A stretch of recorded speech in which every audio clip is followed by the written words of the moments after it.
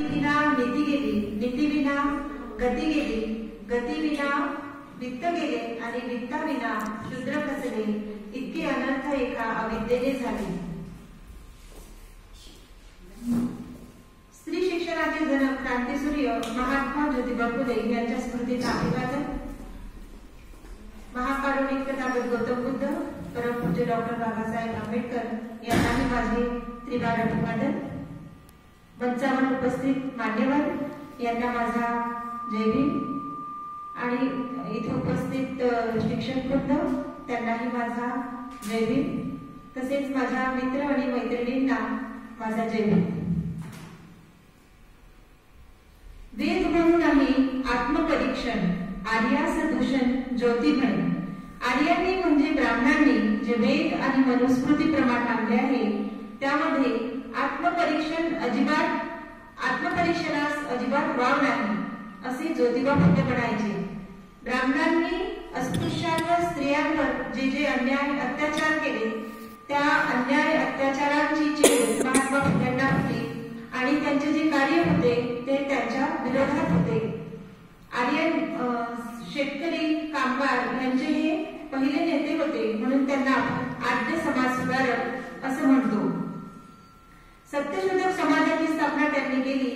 भारत माझा देश आहे आणि सर्व भारतीय बांधव माझे भाऊ बहीण आहेत अशी जी प्रतिज्ञा आपण आधी घेत होतो शाळेमध्ये, ही महात्मा फुलेंनी त्यांच्या सत्यशोधक समाजाच्या सुरुवातीलाच ही प्रतिज्ञा लिहिलेली आहे आणि त्याचंच ते प्रतिरूप आहे, त्यातूनच ती घेतलेली आहे.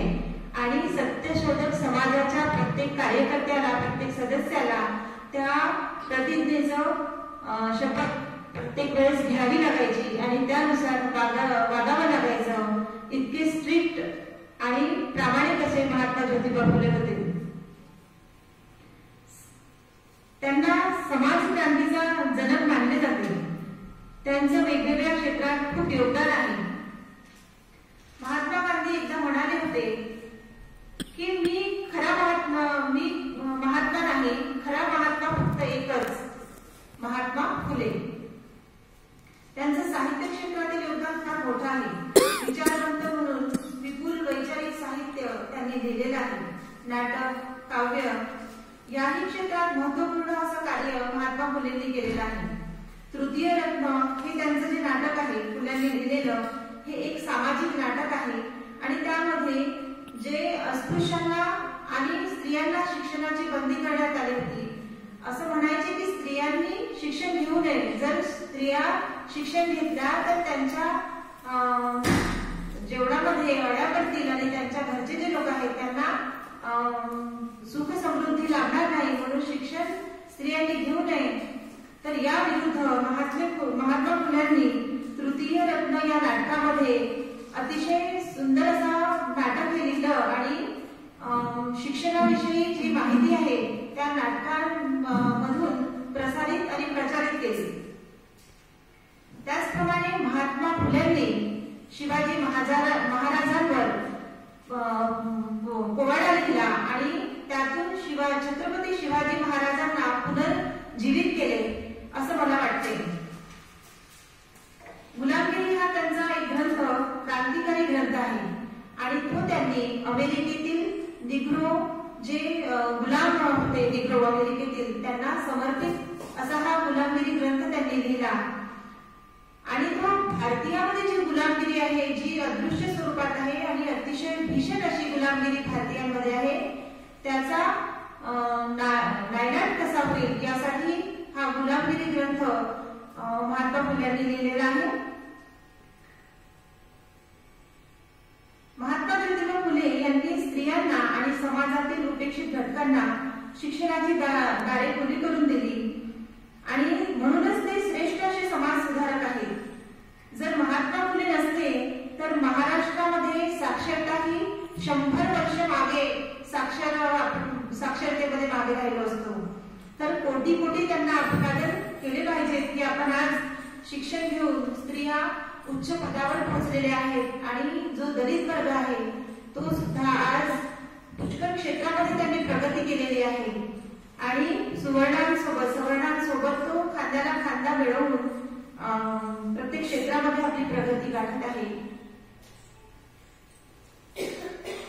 प्रवाहाच्या विरुद्ध दिशेला तोच पोहू शकतात ज्यांचे निर्धार ठाम असतात, ज्यांना कुठले तरी उद्दिष्ट गाठायचे असते, असे महात्मा फुलेंचे विचार होते.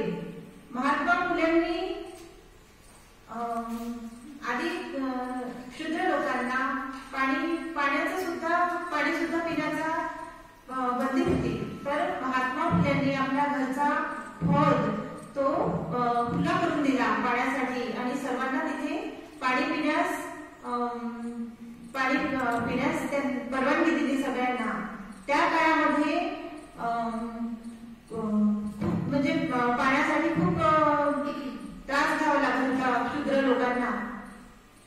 त्याचप्रमाणे महात्मा फुलेंनी आपल्या घरासमोर अशी पाटी लावली की ज्या विधवा स्त्रियांना जर त्या बरोबर असतील तर त्यांनी आपली जी बाळ आहे ते माझ्या घरी आणून ठेवावे, त्यांचं मी संगोपन करेन, त्यांचं पालन पोषण करेन. आणि असं एक वसतिगृहासारखं त्यांनी आपल्या घरी सुरू केलं आणि त्या बालकांचे त्यांनी संगोपन केले आणि त्यातल्याच एका मुलाला ईश्वरला त्यांनी दत्तक सुद्धा घेतलं. त्याचप्रमाणे त्यांनी शिक्षण क्षेत्रामध्ये अतिशय महत्वाची कामगिरी केली. त्यांच्या वर्गामध्ये ज्या शिकणाऱ्या मुली होत्या त्या अतिशय हुशार आणि समानतेने वागणाऱ्या होत्या. त्यातल्याच ताराबाई शिंदे यांनी एक चांगले विचार आपल्या समोर दिले. त्यांच्या पुस्तकाच्या माध्यमातून स्त्री पुरुष तुलना या पुस्तकाच्या माध्यमातून ती आपल्या भारतातच नव्हे तर संपूर्ण जगामध्ये स्त्री पुरुष तुलनेविषयी लिहिलेलं हे पहिलं पुस्तक ताराबाई शिंदेचं होतं, ज्या की महात्मा ज्योतिबा फुले आणि सावित्रीबाई फुले यांच्या विद्यार्थिनी होत्या. अशा प्रकारचे हे क्रांतीसूर्य आद्य समाजसुधारक यांना माझे कोटी विनम्र अभिवादन. एवढं बोलते, थांबते. जय हिंद, जय संविधान, जय भारत.